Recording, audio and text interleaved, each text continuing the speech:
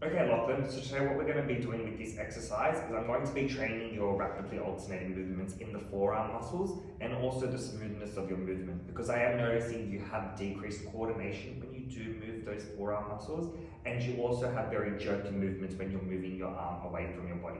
So to do this, I'm going to get you to pick up the ruler, and I want you to place your hand in between these two first bottles, and I want you to go back and forth with the ruler touching each bottle. Okay, you can stop. Now I want you to go to the second set of bottles with your hands in the middle, and I want you to do the same thing. Okay, so I'm just going to move these back a little bit closer to you because I notice they are a little bit far. Okay, so now I want you to go a little bit faster, and I want you to go to the first set of bottles, the second set of bottles, the first set again, and then you can stop. And I want you to hit it 5 times. Okay, on the count of 3, or you can go whenever you're ready.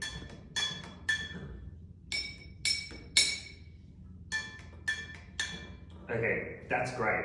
So now to progress this, I want you to lift your forearm off the table, and I want you to go as fast as you can and try and make hitting the bottles even. Okay, go.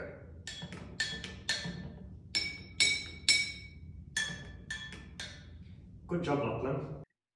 The aim of this exercise is to improve the coordination of rapid alternating movements as well as increase the coordination of the onset and offset of agonist and antagonist muscles.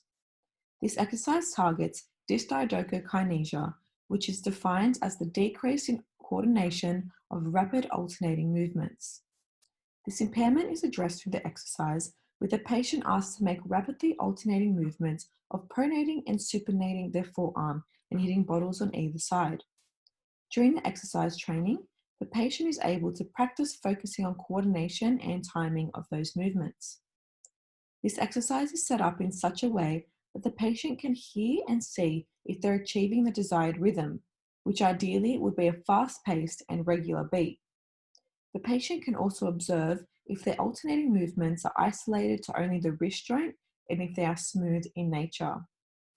The patient would also progress the exercise and lift their forearm off the table to increase the degrees of freedom to be controlled. This exercise also addresses dyssynergia as the patient practices reaching and manipulating their hand whilst holding a ruler between the 70% and 100% arm's length distance targets. By practicing this reaching aspect, the patient aims to tap the ruler between the bottles positioned on the table.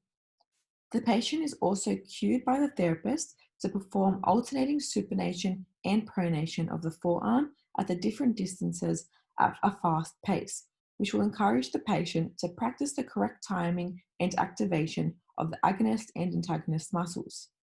This will increase the overall smoothness of the movements at the shoulder, elbow, and wrist joints. Overall, cerebellar ataxia has been shown to be caused by multiple diseases such as stroke, traumatic brain injuries, degenerative diseases, and alcohol abuse, leading to abnormal coordination affecting the amplitude, accuracy, timing, and force of movements.